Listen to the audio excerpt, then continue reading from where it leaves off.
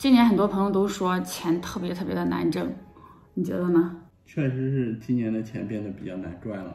这个国内经济的3大引擎好像速度都降下来了。第一个就是基础建设、房地产，这个直接的这个就能带动60多个直接的行业哦。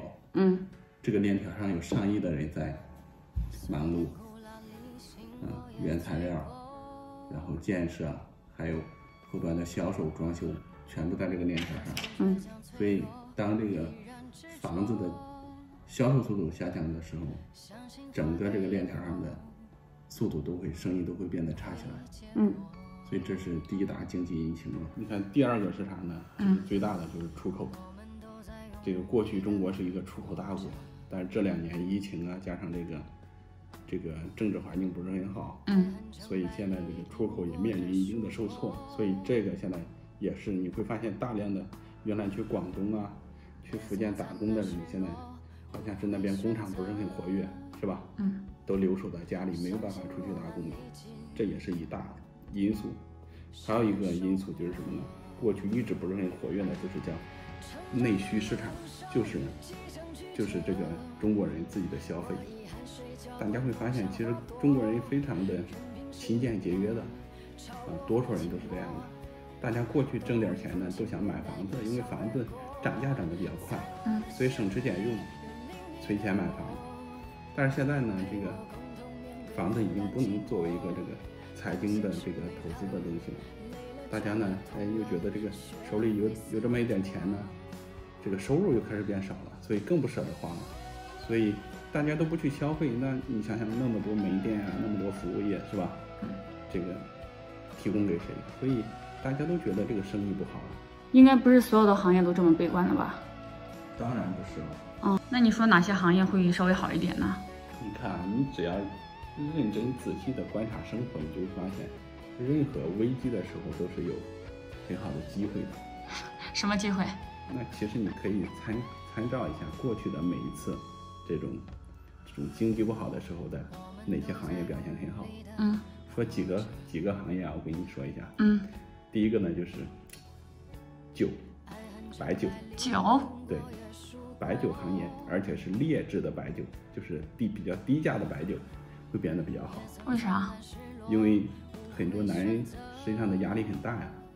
他每天白天这个收入不高，然后发展不好，他晚上呢就特别的郁闷。这个时候呢，他往往希望借酒消愁，知道吗？所以低价的白酒可能就会迅猛的这个增长。这是一个啊。再一个呢就是这个口红。口红？对，因为历一次经济不好的时候，这个口红都是最好的时候。为啥呀？因为这个经济不好的时候啊，因为女人也要出去就业，对吧？或者是去工作。那这个时候呢，她为了掩盖内心的这种不高的这种情绪，她需要变得更美。所以相对来说，这个时候彩妆或者叫口红的销售就会大幅提升。每一次经济不好的时候，都会出现这种情况，这就叫口红效应。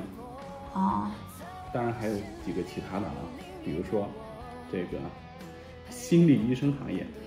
心理医生？对，知道为啥吗？因为这个经济不好的时候，大量的这个企业主也好，或者是大量的这个公职人员，他心里都会有很大的压力。因为他发展受挫，所以这个时候呢，这个就会有一定的心理压力或者叫心理障碍，会抑郁。这个时候大家往往会选择去看心理医生、心理疏导。所以这个时候其实心理医生是一个非常好的行业。我建议大家如果有兴趣的话，可以赶紧去考一个心理咨询证。然后当然还有啊，还有一个这个行业会变得特别好。哪个行业？就是文化行业，就是比如说电影院电影院？对，我不赞成这个。原理都是一样的啊。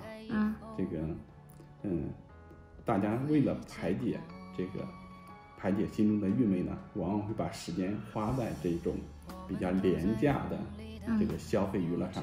所以电影院呢，往往就会一个人看2场、看3场电影，看完了之后回家睡觉。所以电影院有时候就在经济不好的时候，往往是变得比较活跃。当然，今天有一个特殊的情况是什么呢？特斯的这个背景就是什么呢？今天这个短视频或者叫直播行业，发展的这个特别好，所以也一定程度上取代了大家去电影院的诉求。所以你会发现一个井喷的这个行业，就是短视频直播行业。明白吗？明白。它会井喷，就是大量的人每天会刷3、4个小时、5、6个小时，来缓解心中的这种郁闷，因为它会短暂的忘记痛苦。知道吗？明白。所以这就叫奶头乐。那你能不能给大家一些实质性的建议呢？实质性的建议啊，可以啊。如果你今天这个是在岗有工作啊，建议你这个老老实实不要折腾，因为你一折腾有可能不太好找工作，特别是在你没有竞争力的时候、不可替代的时候，你很难找到新的工作，会让你很惊慌。这是第一个。